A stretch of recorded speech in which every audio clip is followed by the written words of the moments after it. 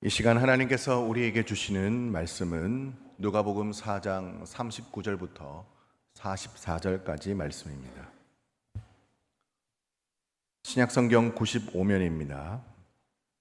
누가복음 4장 39절에서 44절까지 말씀을 제가 봉독해 드리도록 하겠습니다.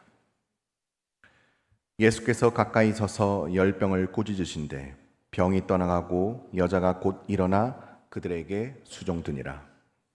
해질 무렵에 사람들이 온갖 병자들을 데리고 나오매 예수께서 일일이 그 위에 손을 얹으사 고치시니 여러 사람에게서 귀신들이 나가며 소리질러 이르되 당신은 하나님의 아들이니이다. 예수께서 꾸짖으사 그들이 말함을 허락하지 아니하시니 이는 자기를 그리스도인 줄을 알미러라. 날이 밝음에 예수께서 나오사 한적한 곳에 가시니 무리가 찾다가 만나서 자기들에게 떠나시지 못하게 만류하려 하매 예수께서 이르시되 내가 다른 동네들에서도 하나님 나라 복음을 전하여야 하리니 나는 이 일을 위해 보내심을 받았노라 하시고 갈릴리 여러 회당에서 전도하시더라. 아멘. 오늘 말씀을 생각하면서 한번 따라하겠습니다. 예수님의 제자로 예수님처럼 살겠습니다. 아멘. 여러분, 어느 날 우리가 눈을 갑자기 아침에 떴는데 내가 끔찍한 벌레로 변해 있다면은 아마 생각만 해도 소름 끼치는 일일 것입니다. 바로 그런 충격적인 설정으로 시작하는 작품이 프란츠 카프카의 이 단편 소설 변신이라는 그런 단편 소설 내용입니다.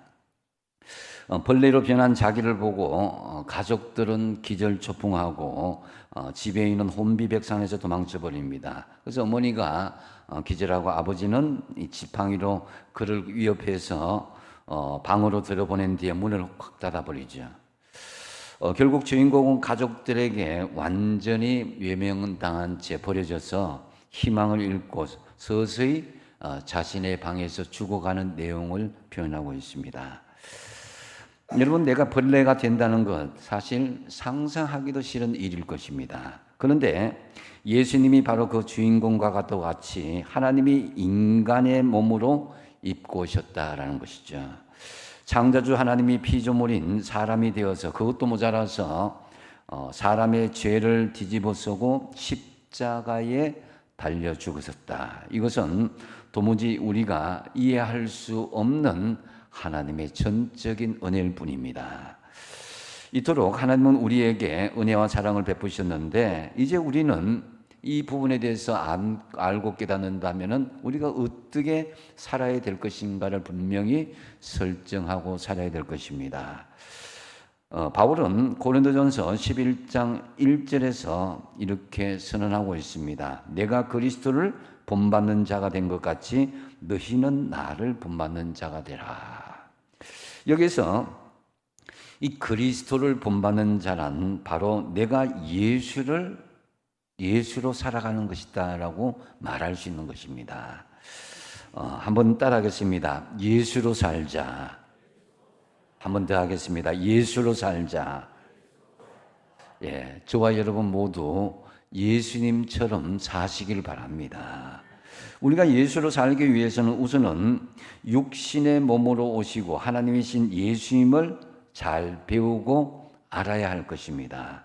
흔히 우리가 학문을 하는데요, 이 학문을 하는 데는 이 세 가지로 크게 나누죠.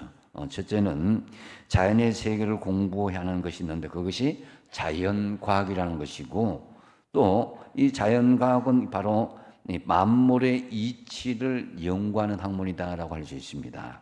그 또 한 가지는 사람에 대한 이 공부인데 요즘 유행하는 인문사회학이라고 할 수 있습니다.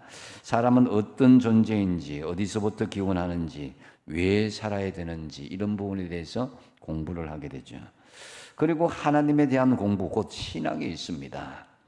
우리가 하나님과 예수님을 모르고는 바로 자연과 사람을 알 수가 없는 것입니다. 이사야서 6장에 보면은 이사야가 하나님의 온전한 부름을 받기 전에 수많은 성전을 들락날락했습니다. 그런데 6장 부분에서 하나님을 대면하고 만나는 장면에서 이사야가 하나님을 깨닫게 되죠. 그저 추상적으로 표면적으로 하나님을 만났던 것을 내면적으로 깊이 하나님과 대면하는 체험을 하게 됩니다. 그때 이사야 고백이 아주 유명한 고백이죠. 한번 이사야서 6장 5절 같이 한번 읽어보겠습니다. 시작. 그때에 내가 말하되 화로다 나여 망하게 되었도다. 나는 입술이 부정한 사람이요 나는 입술이 부정한 백성 중에 거주하면서 만군의 여호와의 신 왕을 배웠음이로다 하였더라. 아멘. 자, 하나님을 배고 나니까 자기의 죄가 드러난 거예요. 자기의 죄의 통로 입술이 부정한 사람이다라고 하나님 앞에 내가 죽게 되었도다. 하나님을 진심으로 만나고 나니까 두려움이 생긴 거죠. 물론 나중에 서랍 천사가 와서 그 입술을 찢어서 새롭게 만들어주긴 했지만은 이때에 이사야 선지자가 제대로 하나님을 만나니까 자기 인간의 본성을 깨닫게 되었다. 죄의 그 본성을 깨닫게 된 것이다 라는 거죠. 어쨌든 하나님을 바로 아는 사람이 바로 인간을 알게 되고 자연의 이치를 알게 될 것입니다. 그래서 하나님 공부가 제일 귀한 공부인 것입니다. 그런 의미에서 육신의 몸으로 오신 하나님이신 예수님을 배우고 예수님처럼 사는 것, 이것이 우리의 삶의 실습처럼 우리가 이어져야 된다라는 거죠. 그렇다면 우리가 어떻게 해야 내가 예수로 살 것인가? 오늘 본문을 통해서 보여주시는 예수님의 행적을 통해서 우리가 알 수가 있습니다. 맨 처음에는 우리가 예수처럼 살기 위해서는 예배 후에 찾아가는 사역이 있어야 된다라는 거죠. 예수님처럼 살기 위해서는 먼저 예배의 삶이 있어야 되는데요. 이 38절 상반절을 보면은 예수께서 일어나 회당에서 나갔다 그랬습니다. 예수님께서 회당에서 나가셨는데 예수님께서 회당에서 무엇을 하셨겠습니까? 말씀을 읽고 강론을 하신 것입니다. 오늘날로 하면은 교회당에서 예배를 드린 것과 같은 것이다라는 거죠. 예수님처럼 우리가 살기 위해서는 늘 말씀을 가까이 하고 예배의 삶을 먼저 드리도록 힘써야 될 것입니다. 말씀과 예배는 성도의 삶의 중심이어야 되는 거죠. 이집트는 이 국민 90%가 이슬람 교도입니다. 그래서 이슬람 나라라고 할 수 있는데요. 이슬람 국가의 동맹 중에서도 아주 형님 노릇을 하고 있는 나라입니다. 그런데 이집트에는 기적적으로 10%나 되는 많은 그리스도인들이 지금 신앙생활하고 있습니다. 주류인 이슬람 정부에서는 그들을 회유하기 위해서 굉장히 사회적인 불이익을 주기도 하죠.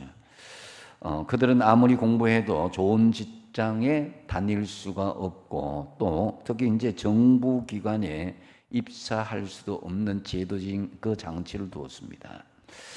이렇게 불이익을 당하면서도 이집트의 그리스도인들은 신앙을 붙잡고 살아가는 것을 볼 때 참으로 놀라운 일이다라고 할 수 있습니다. 더더군다나 이스라엘 정부 측에서 이 그리스도인 지도자들을 언젠가 불러서 이렇게 말을 했습니다.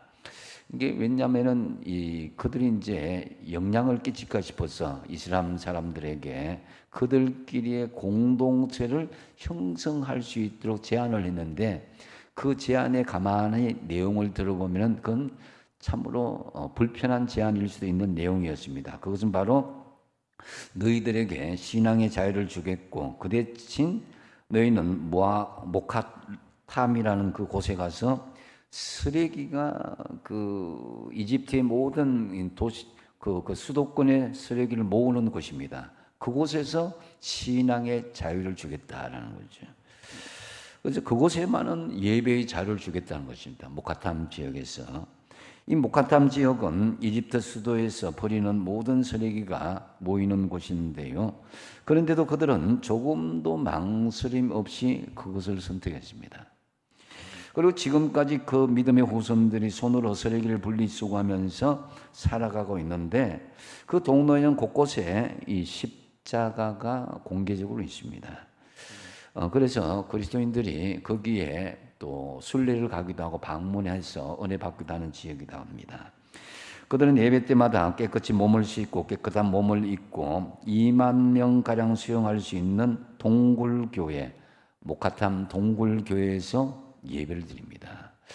사진을 보시면 그것을 볼 수가 있는데요. 굉장히 큰 동굴 속의 예배당이다. 이 쓰레기 지역에 살고 있지만은 저곳에서 예배 드릴 걸 2만 명이 예배 드리는 것을 한번 상상해 보십시오. 얼마나 놀란 은혜가 역사가 있는지를. 그러면 여러분은 신앙을 위해서 악취가 나는 쓰레기장에서 사는 것을 여러분 참을 수 있겠습니까?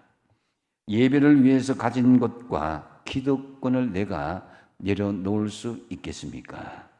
예수님처럼 말씀과 예배가 여러분의 삶의 중심이 되길 바랍니다. 그러면서 오늘 본문에 보면 예배가 끝난 후에는 찾아가 예수님께서 신방을 하셨다라는 것을 볼 수가 있습니다. 그래서 오늘 본문의 배경이 되는 이 가이사랴 빌립보, 여기는 경치 좋고 물 좋은 곳인데요. 만약에 예수님께서 꼭 회당에서 예배를 드려야 되느냐? 그러지 말고 잠깐 울산 같으면 정자 바닷가에서 예배 드리고 바닷가 해수욕을 즐기고 우리가 놀자. 이렇게 하셨다면 우리도 그렇게 하면 됩니다. 그러나 예수님은 그렇게 하지 않았습니다. 우리도 예수님처럼 예배 드린 것으로 끝내지 않고 찾아가는 사역을 해야 된다. 즉 삶의 제사, 삶의 예배 현장으로 나가는 것, 이것이 바로 예수님처럼 사는 중요한 삶의 모습이 되어야 된다는 거죠. 여러분 잘 알고 있는 말씀 로마서 12장 1절 하반절에 같이 한번 읽어보겠습니다. 시작. 너희 몸을 하나님이 기뻐하시는 거룩한 산 제물로 드리라. 이는 너희가 드릴 영적 예배니라. 아멘. 우리 몸을 하나님께서 기뻐하시는 거룩한 산 제물로 드리는 것은 삶의 현장에서의 사역을 이야기하는 것입니다. 예수님께서는 말씀과 예배의 그런 모습으로 보이면서 즉시 사역의 현장으로 나갔다라는 거죠. 삶의 예배, 삶의 제사를 즉시 드린 것이다라는 거죠. 오늘 본문 38절 하반절에서 39절에 보면은 이제 사역의 현장이 드러납니다. 시몬의 집에 들어가시니 시몬의 장모가 중한 열병을 앓고 있는지라 사람들이 그를 위하여 예수께 구하니 예수께서 가까이 서서 열병을 꾸짖으신데 병이 떠나고 여자가 곧 일어나 그들에게 수종드니라 그러십니다. 예수님은 예배가 끝난 다음에 베드로의 집에 찾아가서 사역의 현장, 신방을 하게 되죠. 이때 베드로의 장모가 열병에 걸려서 열이 나고 막 헛소리를 하는데 여러분 우리 주변에도 여러분 예배는 주일 예배로 끝내거나 또 여러분 수요일 예배나 금요 심야로 예배로 끝내는 것이 아니라 삶의 현장에서 여러분이 사역의 현장이 예배가 되도록 해야 된다는 거죠. 그것이 예수를 닮는 삶이다. 그래서 우리 주변에는 지금 찾아가서 신방해주며 위로받고 힘을 얻을 가정들이 굉장히 많이 있습니다. 예수님께서는 이 베드로의 장모의 열병을 쫓아내고 병을 고쳐줘서 깨끗이 낫게 되었는데 예수님이 예배 후에 찾아가는 사역, 이것을 보여주신 이 모델로 보여줬는데 이것이 성경, 예수님께서 사역하신 성경의 내용들을 보면 많이 나타나 있는 것을 볼 수가 있습니다. 누가복음 7장에 보면 예수님이 나인성을 찾아가셨는데 이 나인성 과부가 이 외아들이 죽어서 통곡하는 모습을 봅니다. 과부가 외아들에게 모든 기대를 걸고 살았는데 외아들이 죽었으니까 하늘이 무너지고 땅이 꺼지는 그런 아픈 심정이었죠. 뭐라고 말을 해도 과부에게는 위로가 되지 않는 상황이었습니다. 그때 예수님께서 관에 손을 대시고 청년아 일어나라 하시니 장사 지내려고 하던 그런 시체가 일어나게 되었다. 다시 살아나게 된 것이죠. 우리는 죽은 자를 살릴 수는 없어도 죽어가는 영혼을 예수님의 이름으로 살릴 수 있습니다. 하나님은 여러분을 통해서 삶의 제사의 현장으로 나가서 그 죽어가는 영혼을 살리기를 원하신다는 거죠. 그래서 초상집이 변화해서 잔치집이 되고 지옥이 변화해서 천국이 되었듯이 죽어가는 영혼들을 살리는데 내가 앞장서는 삶의 제사, 삶의 예배의 현장, 여러분 각자에서 다 주신 줄 압니다. 그래서 우리는 예수님처럼 예배 후에 신방을 필요하는 가정, 또한 약한 사람, 소외된 사람, 누구나 귀찮아하는 사람을 찾아서 신방하며 위로해주고 그들에게 삶의 제사의 본을 보여줄 수 있어야 된다는 거죠. 그래서 예배 후에 찾아가시는 사역으로 예수님처럼 사시기 바랍니다. 하나님은 큰 거 원하지 않습니다. 우리 주변에 가장 친근한 이웃들, 작은 예수들이 있음을 우리에게 보여주셨습니다. 두 번째로 우리가 어떻게 예수로 살 것인가? 예수님은 차별 없는 섬김의 삶을 보여주셨습니다. 결론부터 이야기해서 예수님은 절대 차별하는 법이 없었습니다. 하나님을 믿고 사는 사람은 남을 더 귀하게 여길 수 있어야 되는 것입니다. 내가 하나님의 자녀라면 다른 사람도 하나님의 자녀요, 하나님의 또 자녀가 될 수 있는 가능성이 있는 사람들입니다. 그래서 나와 똑같은 인격적인 존재로 인정할 수 있어야 되는 것이죠. 내가 귀하면 상대방도 귀한 줄 알아야 되고, 하나님을 제대로 믿는 사람은 하나님을 귀하게 여기시는 한 영혼 한 영혼을 귀하게 여길 수 있어야 되는 것입니다. 40절과 41절 말씀을 한번 같이 한번 읽어보겠습니다. 시작. 해질 무렵에 사람들이 온갖 병자들을 데리고 나오매 예수께서 일일이 그 위에 손을 얹으사 고치시니 여러 사람에게서 귀신들이 나가며 소리질러 이르되 당신은 하나님의 아들이니이다. 예수께서 꾸짖으사 그들이 말함을 허락하지 아니하시니 이는 자기를 그리스도인 줄 알미르라. 아멘. 자, 열병으로 헛소리하던 베드로의 장모를 예수님께서 고쳐주시니 새 삶을 얻었다는 소문이 퍼졌어요. 그러니까 각색 병으로 앓는 사람들이 예수님께 나왔습니다. 예수님께서는 일일이 한 사람 한 사람 위해서 안수해 주셨습니다. 여러 사람들에게서 귀신이 나왔고 병이 치유되는 역사가 일어난 것입니다.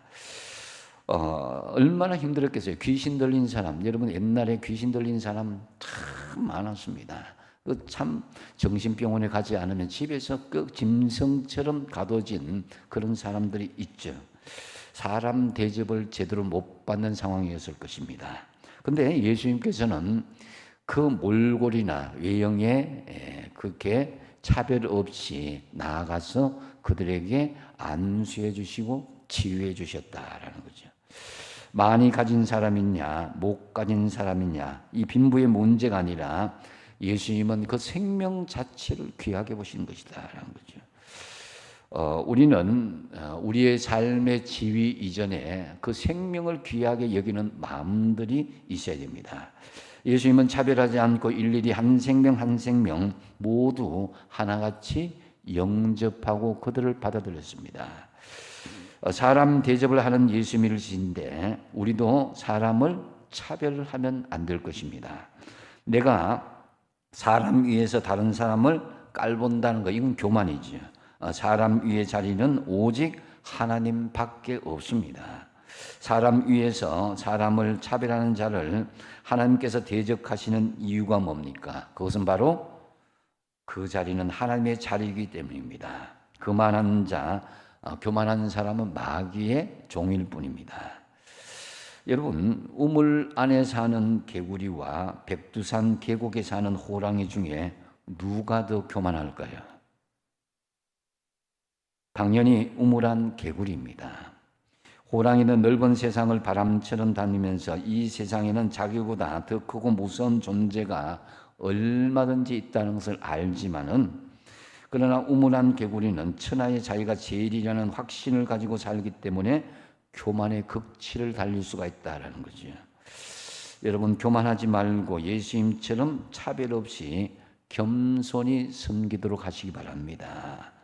그래서 신학자 본회포는 이렇게 이야기했습니다. 내가 남보다 더 많이 가지고 있다는 것은 그것은 복이 아니라 책임이다라는 거죠. 하나님께서 주신 것을 가장 잘 관리하는 것은 떠벌리고 자랑하는 것이 아니라 나는 아무것도 아닌데 하나님께서 잠시 내게 그것을 맡겨주셨다라는 마음으로 주신 것을 차별 없이 섬길 때에 그것을 잘 관리해야 그 축복은 사라지지 않고 이어지게 되는 것이다라는 거죠. 보통 하나님의 조그만 은사를 가지게 되면 그것을 인해서 교만해지고 또 다른 사람을 섬기기보다는 그것을 이용해서 자신의 권위를 세우는데 악용하기도 합니다. 그래서 오늘날 교회 분쟁이 일어난 주요 이유 중에 하나가 하나님의 은혜와 은사를 받은 자들이 섬기기보다는 섬김을 받으려 하고 자신을 다른 사람을 위해서 높이려 하기 때문이다라는 거지.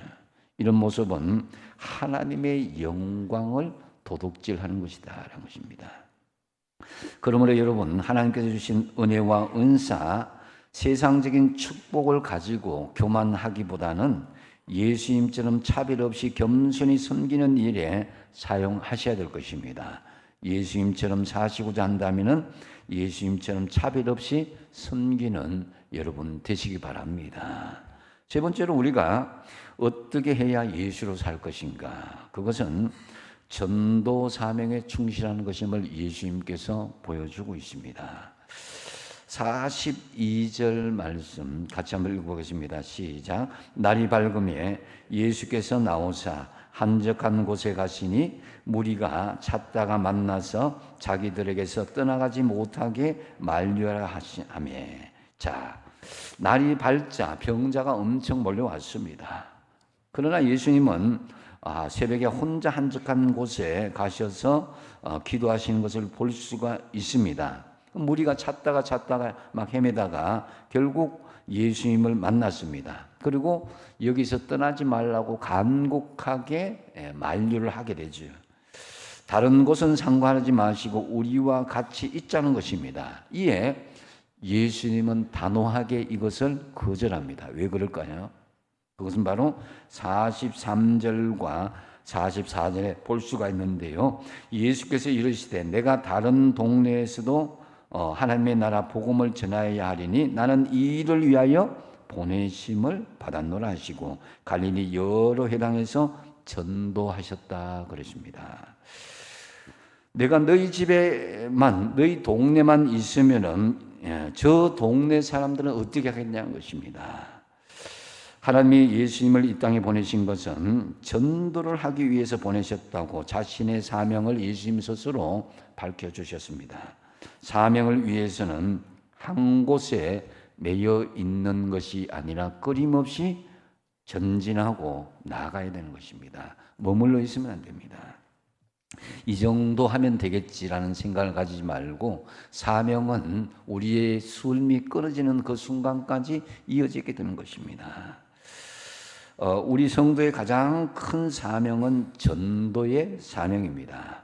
다른 것으로 대신할 수 없는 아주 엄중하고도 중요한 사명인 것입니다. 우리가 살아야 될 이유는 전도를 해야 될 이유가 있기 때문이다라는 거죠. 이 사명이 끝나게 되면 하나님께서 불러가시는 것입니다. 전도하는 사명을 위해서 예수님이 열심히 일하신 것처럼 여러분들도 예수님처럼 전도의 사명에 충실하시기 바랍니다.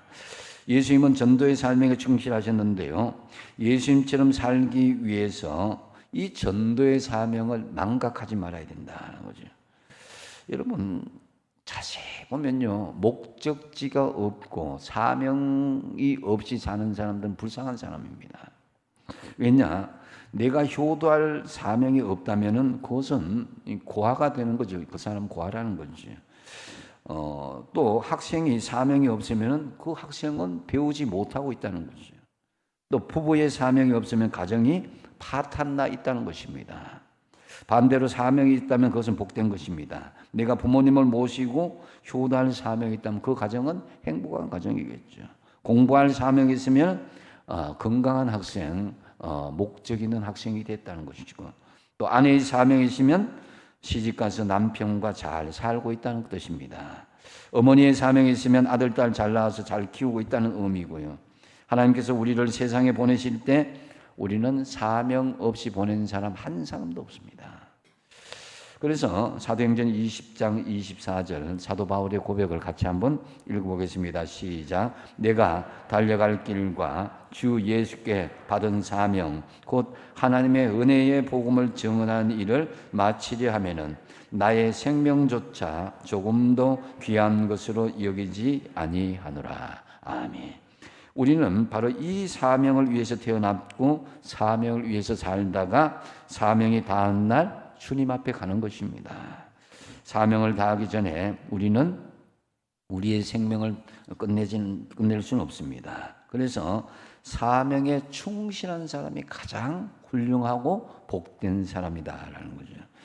예수님께서도 이 사명에 대해서 손수 말씀하신 내용이 너무너무 많습니다. 그 중에서도 마가복음 1장 38절 같이 한번 읽어보겠습니다. 시작. 이르시되 우리가 다른 가까운 마을들로 가자. 거기서도 전도하리니 내가 이를 위하여 왔노라 하시고. 아멘. 전도하리니 내가 이를 위해서 왔다 그랬습니다.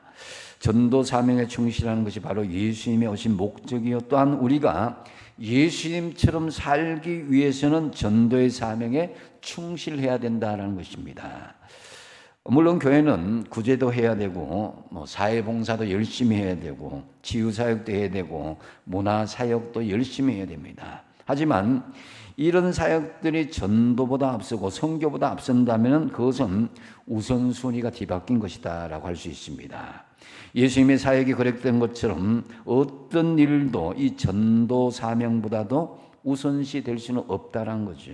누가복음 4장 33절에 예수님 말씀하십니다. 내가 다른 동네에서도 하나님 나라 복음을 전하여야 하리니 나는 이 일을 위해서 보내심을 받았노라 그랬습니다. 그러므로 여러분 우리의 삶이 예수님처럼 이 전도 사명에 충실하고 살아가는 것이 이후에 우리가 장차 하나님 앞에 섰을 때에 가장 자랑스럽고 인정받는 복된 삶이 될 것이다 라는 거죠.